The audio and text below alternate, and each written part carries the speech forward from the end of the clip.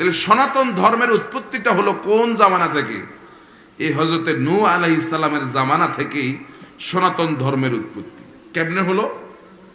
দেখুন, নূহ আলাইহিস সালামকে আল্লাহ রাব্বুল আলামিন সর্বপ্রথম রাসূল করে পৃথিবীতে পাঠিয়েছেন। এই পৃথিবীতে সর্বপ্রথম রাসূল হচ্ছে নূহ আলাইহিস সালাম। তাকে আবুল বাশার আস-সানি বলা হয়, মানব জাতির দ্বিতীয় পিতা। এখন নূহ আলাইহিস সালামের জামানায় লোকেরা 5 জন লোক এমন ছিল, আদ, সুয়া, ইয়াগুস, ইয়াউক এবং নাসর। কয়জন? 5 জন। এই 5 জন লোক তারা খুব ভালো মানুষ ছিল। এরা আল্লাহর সামনে হাত যেটা উঠাইতো আল্লাহ পাক কবুল করে নিতেন। এরা হলো মুস্তাজাবুদ দাওয়াত ছিল, আল্লাহ কাছে হাত উঠাইলেই আল্লাহ কবুল করে নিতেন। এখন এরা যখন মারা গেল, তখন নূহ আলাইহিস সালামের জাতিদের কাছে শয়তান এদেরকে বুদ্ধি দিল যে তোমরা তো পাপ টাপ করো, তোমাদের কথা আল্লাহ আর শুনবে না। ওই যে 5টা মূর্তি, ওই যে 5টা ভালো মানুষ, এদের মূর্তি বানাও।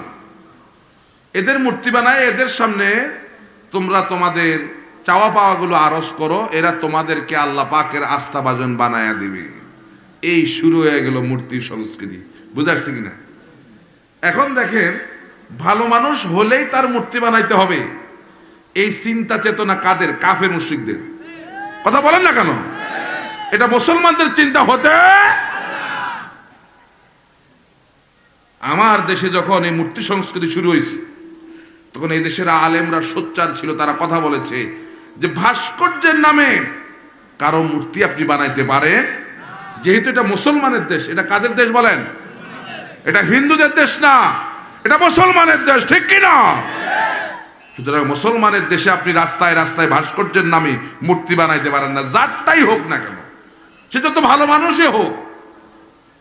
বানালেন, আলেমদের বিরুদ্ধে গিয়া, এমনকি আলেমদেরকে অন্ধকার জেলের প্রকোষ্ঠে রেখে আপনি মূর্তি বানাইছেন রাস্তার মোড়ে মোড়ে। পরিণামটা কি হইল? পরিণামটা কি হইল? 16 বছরের জনপ্রিয়তা ক্ষমতা যাওয়ার পরে 16টা মিনিটে মূর্তিগুলো টিকলো না। কথা বলেন না কা? কি মূর্তিগুলো টিকছে? আরো কত বেইজ্জতি, গলার মধ্যে রশি লাগায়া টানে কিনা। এমনকি ছেলেদেরকে দেখলাম দাঁড়ায়া ওই মাথার উপর পেশাব করতেছে। কি বলেন তো? এটা কি তার সম্মান হয়েছে না বেইজ্জতি হয়েছে? এই বেইজ্জতিটা করলো কারা? আবেগ দেখাইছে যারা, আবেগ দেখাইছে যারা, ঠিক কিনা বলেন? কে বলছে মুসলমানের দেশে আপনি মূর্তি বানাইতেন? এটা আল্লাহ সহ্য করেন 1টা বছর সময় যায় পারে নাই, ঠিক কিনা বলেন? এই জন্য ভালো মানুষ হইলেই তার কবর বানাইতে হবে। কে বলছে আপনারে? আর কবরের কাছে গিয়ে কবরওয়ালার কাছে চাইতে হবে, এটা মুসলমানের সংস্কৃতি না, এটা কাফের মুশরিকদের সংস্কৃতি, ঠিক কিনা বলেন? কারণ কবরওয়ালা কিছু দিতে পারে না, যা কিছু দেওয়ার মালিক হচ্ছেন কে? রাসূল বলেন, ওয়াইজা সাআলতা ফাসআলিল্লাহ ওয়াইজা ইসতাআনতা ফাসতাইন বিল্লাহ। যা কিছু চাওয়ার আল্লাহর কাছে চাও, যা কিছু বলার আল্লাহর কাছে বলো, তিনি দিতে পারবেন, ঠিক কিনা? সন্তান দরকার, চাইবো কার কাছে? রামগতির মানুষ সন্তান চান কার কাছে? আপনাদের এলাকায় নাকি ভণ্ডপীর বেশি আসে। কি আসে না ভণ্ডপীর বেশি? আমার কাছে এমন নিউজ আছে, এমন পীর আপনাদের এলাকায় আসে যে পীরে গোসল করে আর মুরিদরা গোসলের পানি নিয়ে বরকতের জন্য খায়। কথা বলেন না? এরকম আছে না নাই? এই সমস্ত ভণ্ড পীরদেরকে ধরে মান্দার গাছের লোক বানবেন আগে, তারপরে আমরা এসে বিচার করব। একটা লোক কত নিকৃষ্ট হইতে পারে, অথচ ইমান আমাকে পরিষ্কার পরিচ্ছন্নতা শিখাইছে। শিখাইছে না? কথা বলে শিখাইছে কিনা?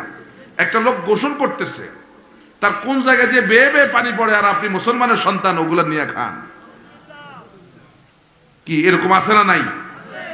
এই জন্যে রামগতির মানুষ সব সময় অনেক কষ্ট করে তারা জীবন যাপন করে।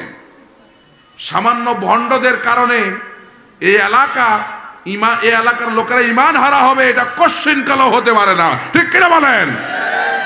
এই জন্য আপনাদেরকে সোচ্চার থাকা লাগবে, কোন ভণ্ডের আগমন যেন এই এলাকায় যেন না হয়, এই ব্যাপারে সোচ্চার থাকতে হবে, ঠিক কিনা বলেন? প্রিয় ভাইরা আমার, নূহ আলাইহিস সালামকে রব্বুল আলামিন 4টা সন্তান দিলেন। কয়টা? সাম, হাম, ইয়াফিস, ইয়াম বা কেনান। কয়জন? সাম, হাম, ইয়াফিস, ইয়াম বা কেনান, যেটাই বলেন। এই 4 জনের মধ্যে 3 জন ঈমান আনছে। সাম, হাম আর ইয়াফিস ঈমান আনছে, কিন্তু কেনান ঈমান আনে নাই। এবং তার পরিণতিটা কি হলো সর্বশেষ এটা শুনে তারপর বাড়ি যাবেন ইনশাআল্লাহ। প্রিয় ভাইরা আমার, হযরত ইবনে আব্বাস রাদিয়াল্লাহু তাআলা আনহু তিনি বলেন যে নূহ আলাইহিস সালাম 40 বছর বয়সে আল্লাহ পাক তাকে নবুয়তি দিয়ে দিয়েছেন এবং তাকে রসুল করেই আল্লাহ পাক পৃথিবীতে পাঠিয়েছেন। এই পৃথিবীতে 1,24,000 পয়গম্বর, মতান্তরে 2,24,000 পয়গম্বর এসেছেন। এদের মধ্যে 210 জন ছিলেন রসুল। কয়জন রসুল? তাহলে সমস্ত রসুলরাই নবী, কিন্তু সমস্ত নবীরা রসুল নন। কথা বোঝা যাচ্ছে কিনা? সমস্ত রসুলরাই কি নবী, কিন্তু সমস্ত নবীরা রসুল নন। তাহলে রসুল আর নবীর মধ্যে পার্থক্য কি? রসুল আর নবীর মধ্যে পার্থক্য হলো নবীর কাছে আল্লাহ শরীয়ত আসে, রসুলের কাছে আল্লাহ শরীয়ত আসে। তবে নবীর দায়িত্ব না শরীয়তকে সমাজে প্রতিষ্ঠিত করার দায়িত্ব নবীদের না। শরীয়তকে সমাজের মধ্যে প্রতিষ্ঠিত করার দায়িত্ব হচ্ছে রসুলদের। কথা বোঝা যাচ্ছে কিনা? কথা বোঝা যাচ্ছে কিনা? প্রিয় ভাইরা আমার, নূহ আলাইহিস সালামকে আল্লাহ রাব্বুল আলামিন এমন এক জাতির কাছে পাঠালেন, তারা আগের থেকেই পৌত্তলিকতায় বিশ্বাসী ছিল। ওই যে 5টার মূর্তি বানাইছে, তারা বলল ওয়াকালু লা তাযারুন্না আলিহাতাকুম ওয়ালা তাযারুন্না ওয়াদ্দা ওয়ালা সুআআ ওয়ালা ইয়াগুসা ওয়া ইয়াউকা ওয়া নাসরা। তোমরা তোমাদের উপাস্যগুলোকে পরিত্যাগ করো না, আর তোমরা পরিত্যাগ করো না ওয়াদ, সুয়া, ইয়াগুস, ইয়াউক এবং নাসরকে। ওই যে 5টার মূর্তি বানাইছে, এগুলোর তোমরা পরিত্যাগ করো না, এগুলোর কাছে চাও, এগুলো তোমাদেরকে আল্লাহর আস্থাভাজন বানায় দেবে। নাউযুবিল্লাহ। এটাই শিরক। এটাই কি? শিরক। তাহলে এই পৃথিবীতে সর্বপ্রথম শিরকিয়াতের চালু হয়েছে নূহ আলাইহিস সালামের জামানা থেকে। কথা বুঝাচ্ছে কিনা? তারা ছিল মূর্তি পূজারী জাতি। আল্লাহ আরো বলেন ওয়া কাওমা নূহিম মিন ক্বাবলু ইন্নাহুম কানু কওমান ফাসিকিন। রব্বুল আলামিন বলেন নূহ আলাইহিস সালামের জাতি এমন এক জাতি ছিল, তারা ছিল পাপাচারী জাতি। তারা পাপ কাজ 180 মাইল বেগে তারা পাপ করত। পাপকে পাপ তারা মনেই করত না। এমন কোন পাপ নাই যে পাপ তারা করে নাই। পাপের একটা রাজ্য হয়ে গেছে। গোটা সমাজের লোকেরা সমানে পাপ কাজ করত, আল্লাহর বিরুদ্ধে কাজ করত। আল্লাহ আরো বলেন নূহ আলাইহিস সালাম তার জাতির ব্যাপারে বলল ওয়ালাকিন্নী আরাকুম কওমান তাজহালুন। নূহ আলাইহিস সালাম বলেন ও আমার জাতি, আমি তোমাদেরকে দেখতেছি তোমরা হইলা মূর্খ জাতি, জাহেল জাতি। তোমরা হইলা মূর্খ। মূর্খ কেন? যারা সঠিকটা চেনে না, বা চেনেও যারা চেনে না, এরাই মূর্খ। ঠিক কিনা বলেন? নূহ আলাইহিস সালাম আরো বলেন ওয়া কাওমা নূহিম মিন ক্বাবলু ইন্নাহুম কানু হুম আযলামা ওয়া আতগাব।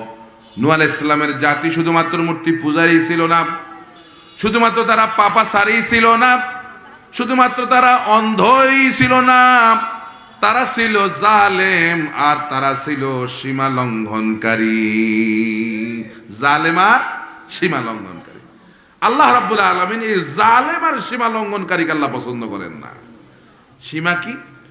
লিকুল্লি মালিকিন হেমান ও হেমাল্লাহু মাহারিমুহু। প্রত্যেক বাদশার একটা সীমানা আছে। যেমন আমাদের দেশের একটা বর্ডার বা সীমানা আছে, ভারতের একটা সীমানা আছে, পাকিস্তানের একটা সীমানা বা বর্ডার আছে, ওয়াহিমাল্লাহু মাহারিমুহু, তেমনি ভাবে আল্লাহরও একটা বর্ডার বা সীমানা আছে। আল্লাহর সীমানা হচ্ছে হারাম কাজ সমূহ। কেউ যদি হারাম কাজ করে সেজন্য আল্লাহর সীমানা লঙ্ঘন করলো। এবার আপনি বলেন আমার দেশে যারা জুলুম করলো তারা কি আল্লাহর হারাম কাজ সমূহ করে নাই? করছে কিনা বলেন? তার মানে তারা আল্লাহর সীমা লঙ্ঘন করছে। আর আল্লাহর সীমানা যারা লঙ্ঘন করে তারা বেশি দিন টিকতে পারে না, ঠিক কিনা? নূহ আলাইহিস সালামকে আল্লাহ রাব্বুল আলামিন জাতির কাছে পাঠালেন।